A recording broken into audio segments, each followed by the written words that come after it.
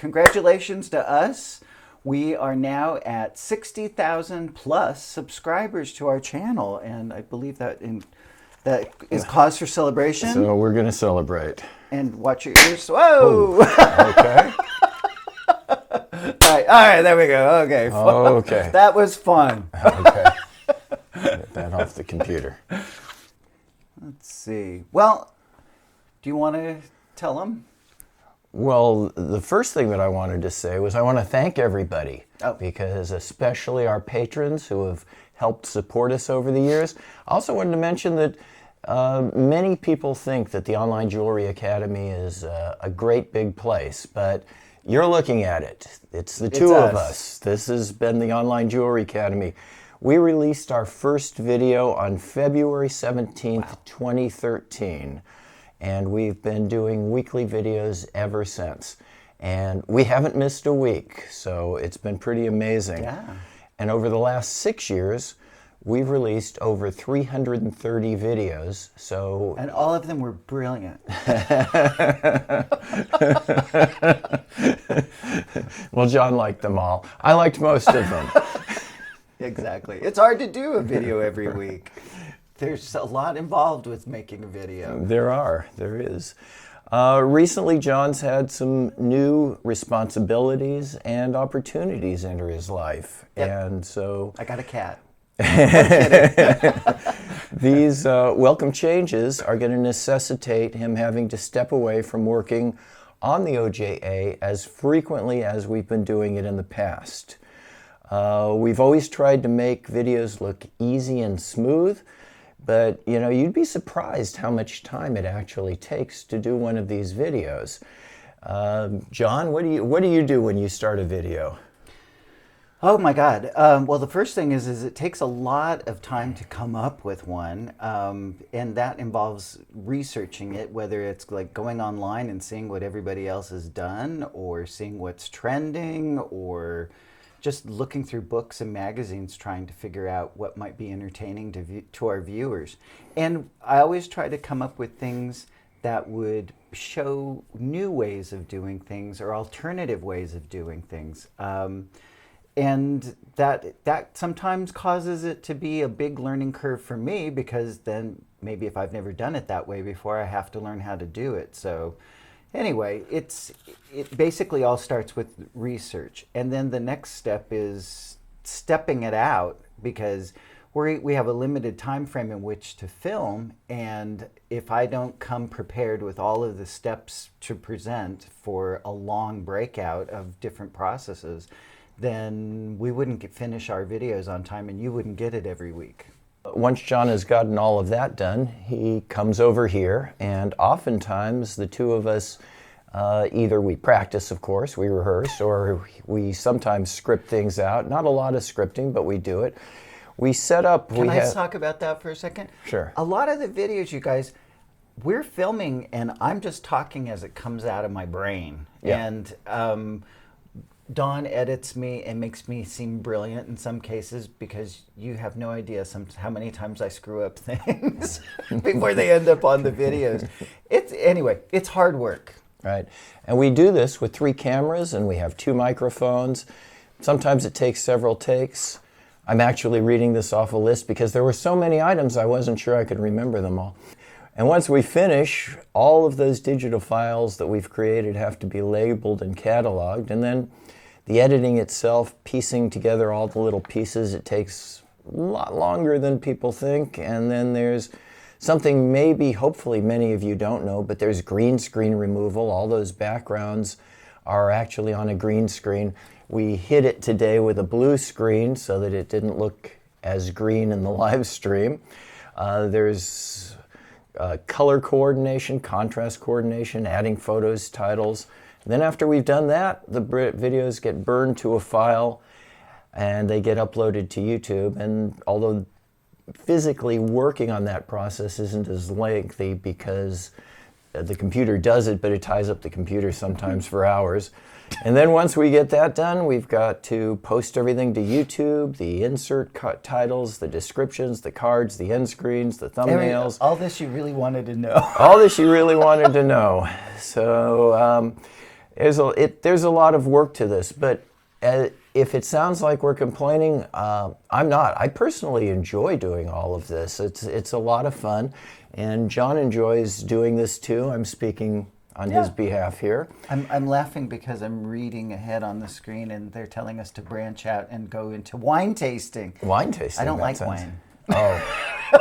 Yeah. I would taste vodka or something, but no wine. I'm not too fond of wine either. There's a couple of other things on the list, and then we're going to go to questions, and we'll talk directly to and answer any of your questions. But there's a couple more things. It's more important now if somebody isn't subscribed to our channel. We are going to continue to release videos. We're not going to continue to release them as often, and we're not going to continue to release them on an actual schedule. So it's not like Saturday morning at 7:30 California time, you're going to be able to see one. You need to subscribe. If you're not already subscribed, hit the bell button.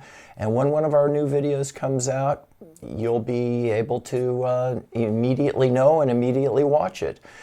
At the moment, though, we've got over 330 videos. We have a huge archive.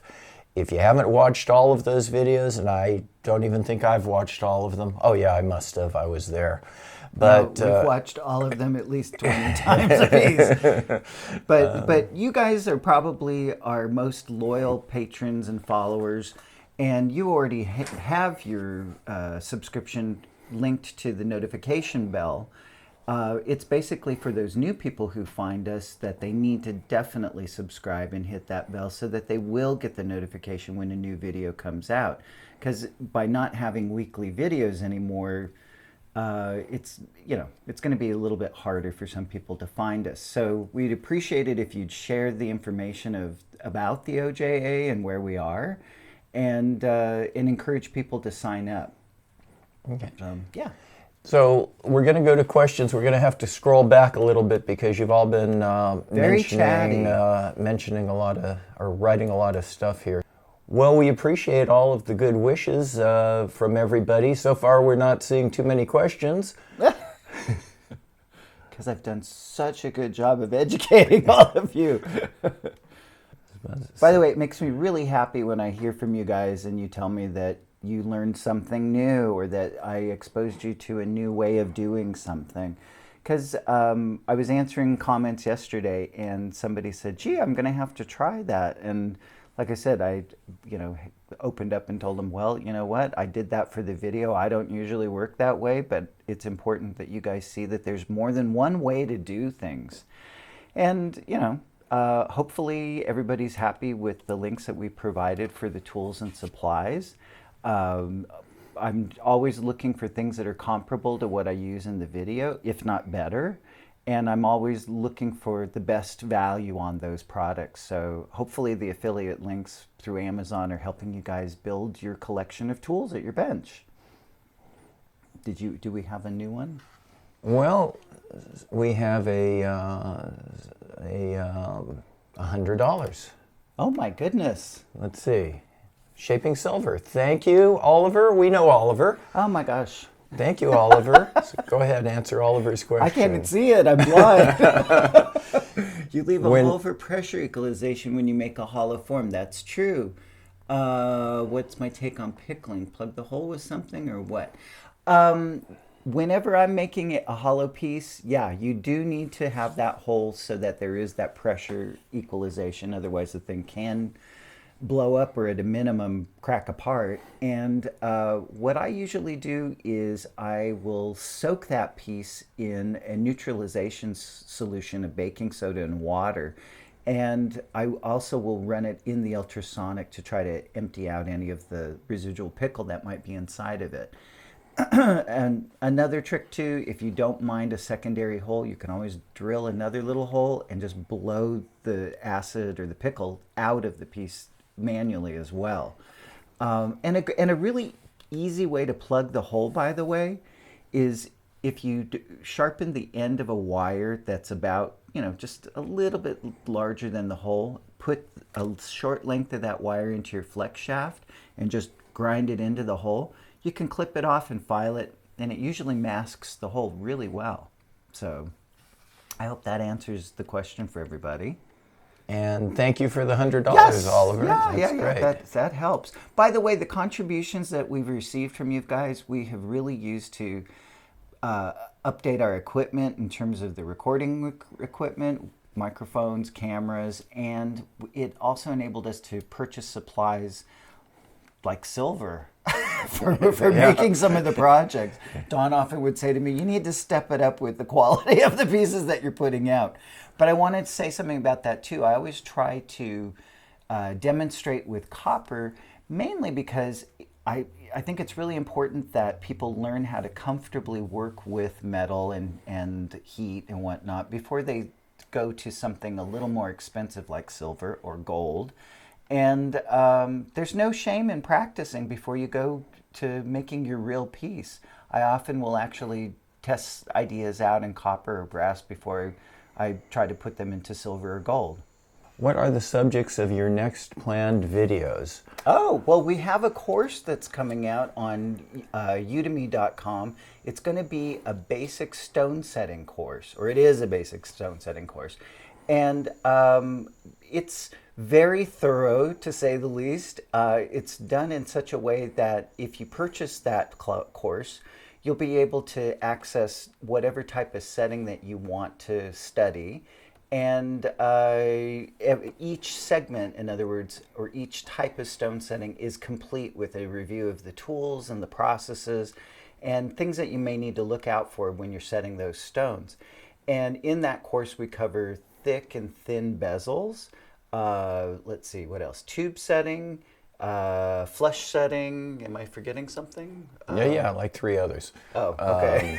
Prong setting. Oh, the prong setting, the four prong setting, setting. yes. Yeah, so some of these techniques we've shown in our free videos, and like I've definitely shown how to do the 4-prong setting, but I go into a little bit more depth with the tools. John, we didn't release the 4-prong setting video yet. There's going to be a free 4-prong setting coming out. That's one of them. So he's the technical guy. I show up and I do the videos. I don't set them up to go be released. Yeah, he doesn't. But he does all the planning in the videos. But we do have a 4-prong setting. We've got a couple of other videos planned in the future, and we're going to see. Like I say, John and I are going to get together. We're going to make this more of a hobby. We turned this kind of into a job, which we've enjoyed the job, but we turned it into a job by making it every week. We're going to make it more into a hobby. So we do have some things that we've talked about many times, and those may get done in the future.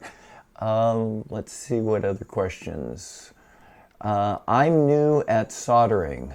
I can use a little assistance with ordering silver by the sheets. Okay. Most jewelry supply companies, if you're going to buy silver, they produce it in sheets that are usually about 6 by 12 inches. That is. And if you need something larger, you have to contact the companies directly. Most people don't need something larger unless they're raising big hollow forms, but it is possible to get a bigger sheet. In most suppliers will sell it in increments. You just need to read the fine print or contact a sales rep and have them talk to you about it. And if you're worried about like what kind of sizes of sheet metal you should have on size, I would say it depends on whether or not you have access to a rolling mill. If you have access to a rolling mill, you could buy 18 gauge and then roll it to whatever thickness that you want. If you don't, then you may need to keep a small inventory of the various sizes. And I'm constantly asked, like, what are the most common gauges that you use in your work? And I would say I always have 20 and 22 gauge sheet metal around because I don't really work with anything thicker in terms of jewelry because it's really not necessary. And it makes the pieces kind of thick. But if I was raising a hollowware piece, I would probably start with maybe a 18 or 16 gauge sheet. So anyway, I recommend contact the suppliers directly, and they should be able to help you. And you might even want to check to see if there's a resource in your city that you can actually go and talk in person with somebody. and they'll explain how they're pricing it, and they might even be able to tell you where they're sourcing it from, because sustainability is a really big thing in the industry right now. I don't know. Perhaps that will be a future video, but and I'll be honest about that, because people have asked about that here and there. Part of my dragging my feet on doing a sustainability video is the fact that it's really kind of the Wild West. It's not regulated what you can say is or isn't sustainable, but people are looking for transparency in terms of their materials and where they're sourcing them from. So it could possibly be a topic that we will cover in the future. But like I said, it's a little bit wide open right now. Okay. We have somebody that says, I am 60 years old. Do you think I could begin learning about soldering rings and stones even though I'm so old? Oh my goodness. Well, I beat you. More than 60. See that gray hair? Closing in on it. Oh my God. Yeah, of course. There's always a time to learn new things in life at any point. And I will sing the praises of my father, who at the age of 65 went back to law school. And he's now 87 and just retired from his practice. So yeah, of course, there's always the potential for learning new things. You can teach an old dog new tricks. Takes a lot of treats, but you can do it. Yeah, I can't read the name, but somebody one of our commenters that I've seen many times before mentioned, I went back to community college to learn at 56, so you're never too old. They weren't responding to us, but... That's cool. Okay, Yvonne Juarez says, you're such a great team. I've learned so much. When buying pre-cut bezel wire, what's the best way to reduce the height of the bezel to better suit the stone? Well, that bezel wire is interesting. All of it is fine silver. All of it is 28 gauge. So you can buy it at various heights, and like having a variety of different types of sheet metal available, you might want to have a variety of different bezel wires available. It comes in, I think, like 5 different heights.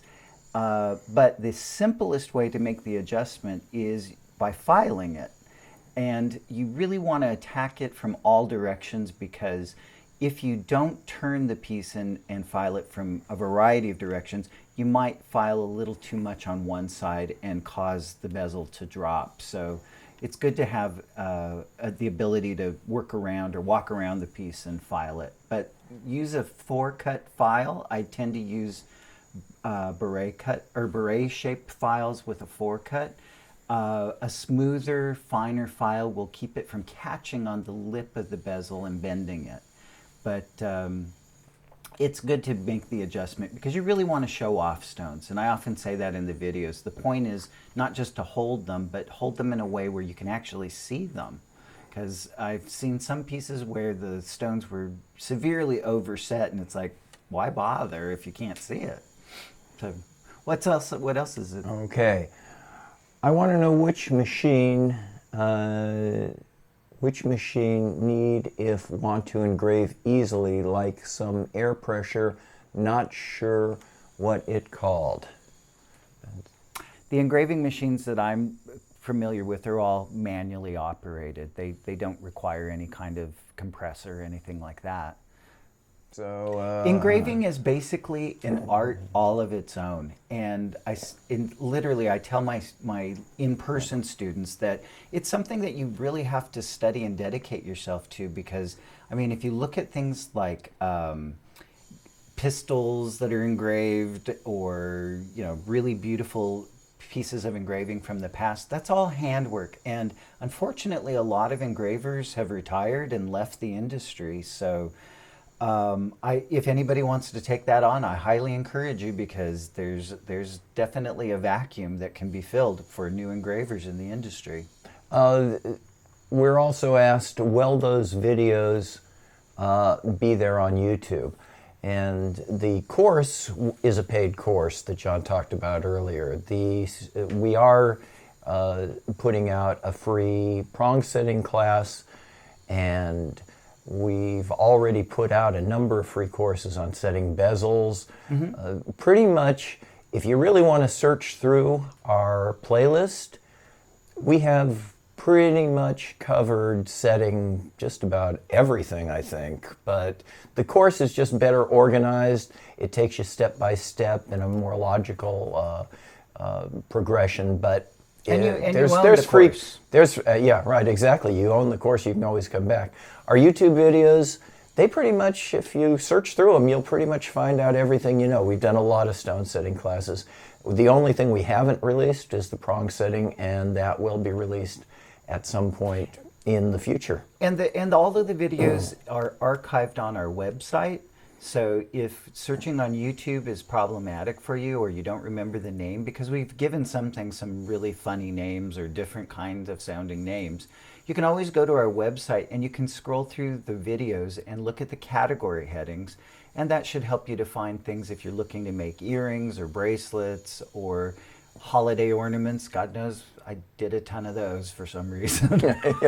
But you know, There's I will, in holiday my or- defense, I will there's- say they do teach practical skills, and sometimes they do encourage creativity.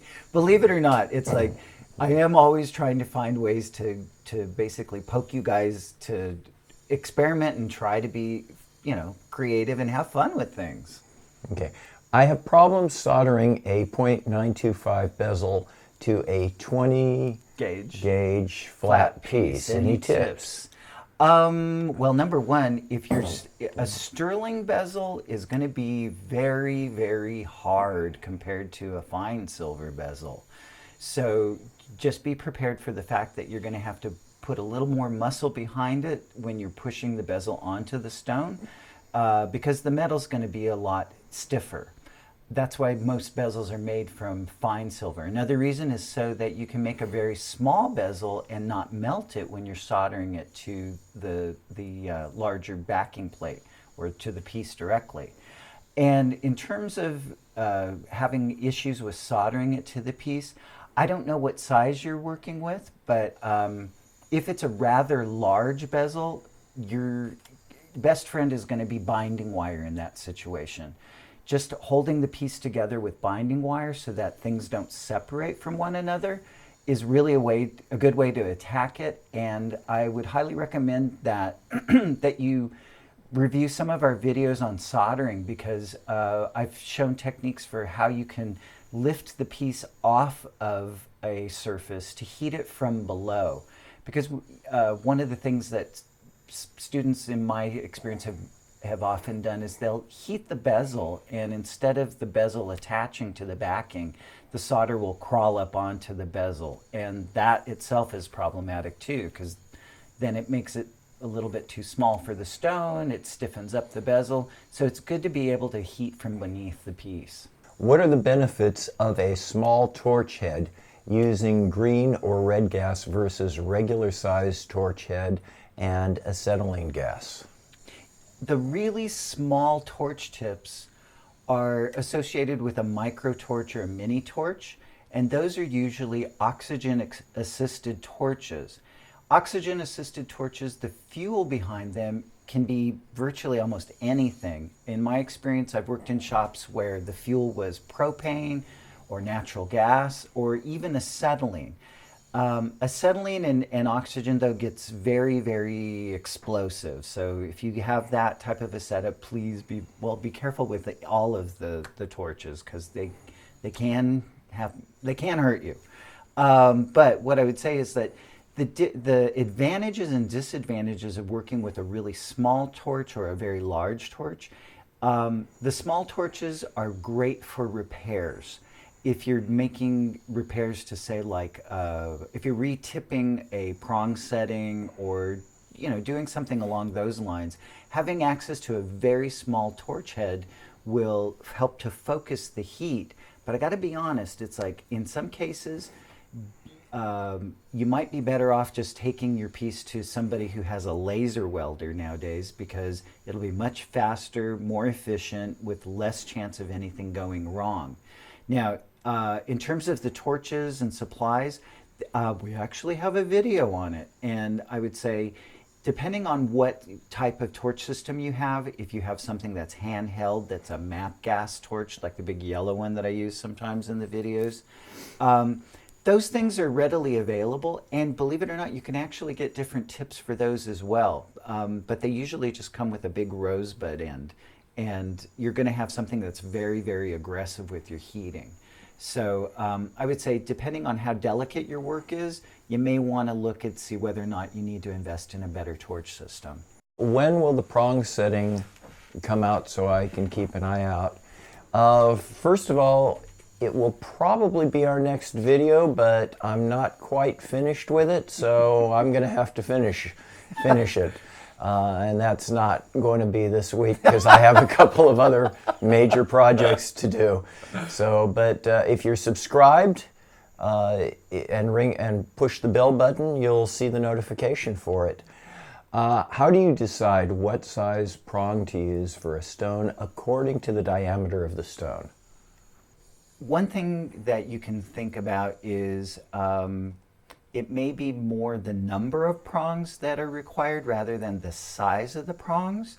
If you look at some major pieces of jewelry, substantial stones can be held with very small prongs, but there's usually a number of them. You know, a large emerald cut stone, instead of being held by 4 prongs, might be held by 8 prongs. You can have as many prongs as you want, and you can have them any size you want. And I'd say, in terms of contemporary jewelry design, actually having chunkier, bigger, fatter prongs in some cases is kind of a fashion statement, and a lot of jewelers do that.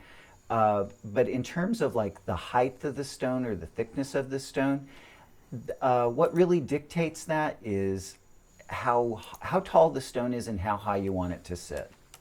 How did you each get into jewelry, and how did you team up? Do either of you do other art or sculpture? Oh, well, Dawn doesn't make jewelry. I do. And the way that I got started with it is kind of silly. When I was living in Virginia, I used to ride my bicycle to and from work, and I would stop at it looked like a haunted house. It was basically like a indoor flea market type thing that these women had set up in Arlington. And one day I asked about a bracelet that was in the case, and I thought, I'm broke. That seems like a lot of money, and I bet if I took a class, I could probably learn how to make that if I really want that. So I signed up for a class at a community center, and believe it or not, it was the bracelet that I had seen in that case. Obviously, a former student had put it there, and it was the first project that I learned how to make. So it was very satisfying, and I was happy with it. So I ended up taking courses wherever I lived at a variety of places. I've studied with people, like I said, at community centers, community colleges. I've taken intensives in people's private workshops. And I received my master's degree in metals and jewelry from Cal State Long Beach, here locally. And anyway, the way that we've teamed up, we've been friends for, over 15 years, longer. And we've tried a lot of things together in terms of trying to create interesting, fun activities that might create profit for us. And this was one that just kind of stuck, and we ended up sharing it with a lot of people, mainly you. So let's see. I've made a bezel pendant, brass, and after wearing it one time, the brass turned dark. Oh. And I could see scratches. Is it because I have not sanded it properly? Also, is there a way to prevent the metal smell? Oh. Brass is weird. It does have a funny odor to it, and because it's an alloy of copper, it's always going to oxidize quickly, and it will definitely be highly affected by coming into contact with other things that oxidize quickly, like your skin oils. So if you want to try to keep the brass looking clean, I would recommend that you give it a polish, and then you might clear coat it with one of many different types of sealants. You could use lacquer, you could use spray fixative. There's all types of things. We even sometimes we'll use like clear nail enamel to seal the brass.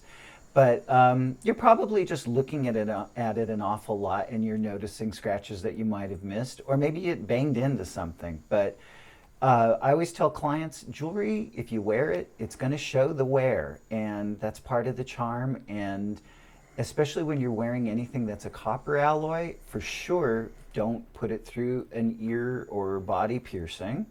And the thing is it could discolor your skin and discolor the metal by wearing it. So you may need to seal it. Okay, we have, where in LA are your classes and how much are they? Ooh. Well, I am the director of the jewelry program at the Fashion Institute of Design and Merchandising in downtown LA. And to enroll in the program at FITM, you can contact the admissions office, and I'm sure they'll be happy to give you a tour and talk to you about all of the course offerings that are there. And as far as like cost of classes, the school does not sell one-off classes.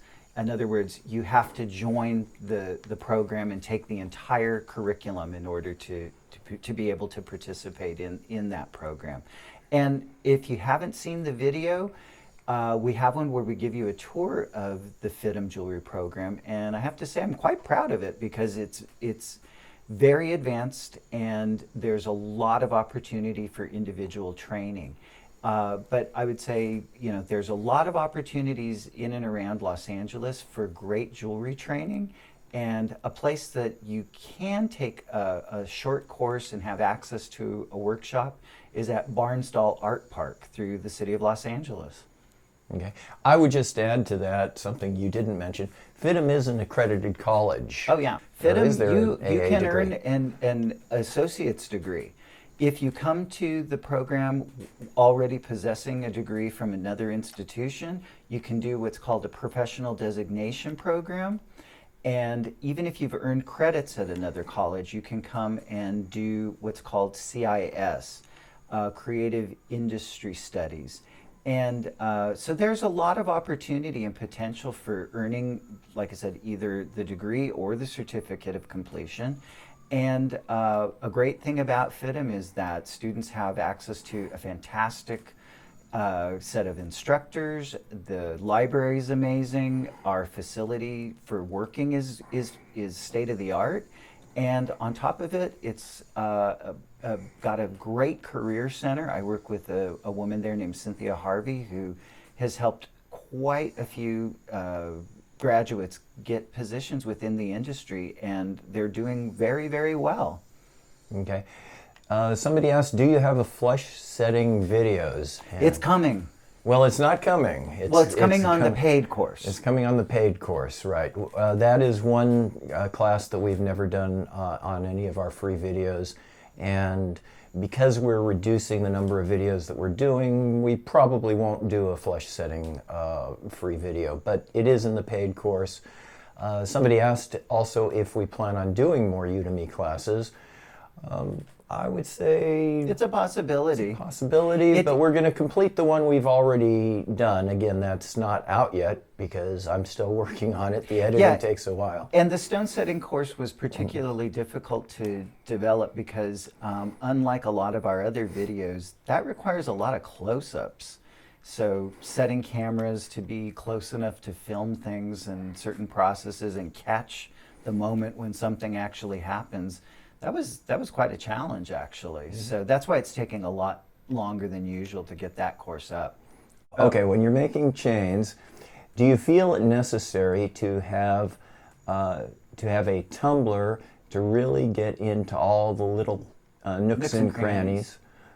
Well, would you be satisfied with just what? Or would you be satisfied with just a mop polish?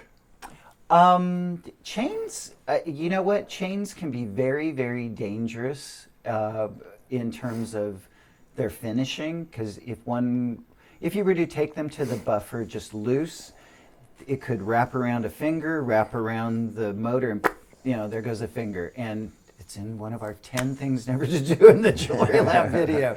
But There are ways of polishing chain that are safe, and one of the thing is that I've seen people that they'll take DOP or hot glue and actually glue it to a cylindrical piece of wood.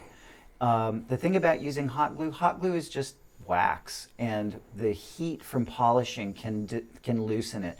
The thing about using the DOP is the DOP needs to be dissolved with a solvent, so that's a little bit safer. But I would say for chains, a lot of times I'm happy with just running them through the tumbler. And people always ask me, how long do you leave it in the tumbler? Well, it depends on how shiny you want it and how intricate the piece is and what type of shot you're using. Generally, if you want just a quick cleanup, 10 minutes is going to work, but I usually leave pieces in the tumbler for about 2 hours. And I'm using a multi-variety type of shot. If you've got really small, intricate little details, you may want to look into like a magnetic pin tumbling system, where there's a magnet that causes the pins inside of the container to move.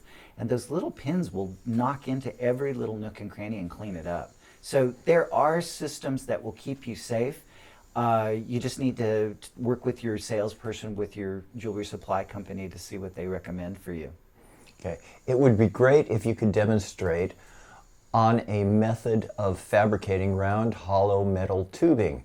There are not many videos that show this clearly or easily to understand how to recreate it. Oh, well, More.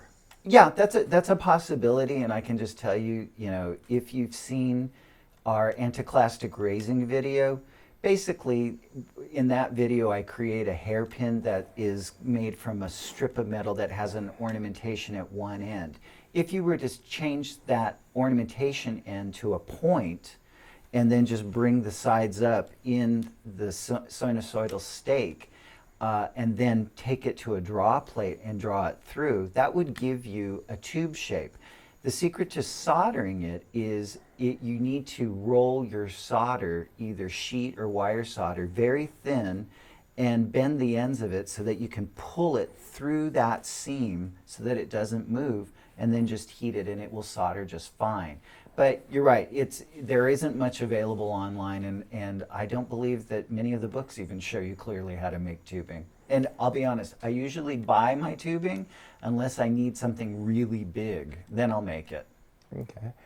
And I think at this point, John has to get to work today. I do. John works. I have students waiting for me, believe it or students not. waiting for him at Fidham Fidham. College. So we're going to take this one last question, and that is, John, do you ever travel to teach jewelry making? No, I have not had the opportunity to do that, but if you know of a school that wants to host me to do a workshop, I would be happy to do that. Like I said, I just have never had the opportunity presented to me, but I'd be open to it. We thank you for all of the comments. There just wasn't time to read them all, but we will read the comments afterwards. I read a bunch of them, and they were all very nice. People thank you, guys. People still like you even after the 6 years here. So thank you, and take care. Bye.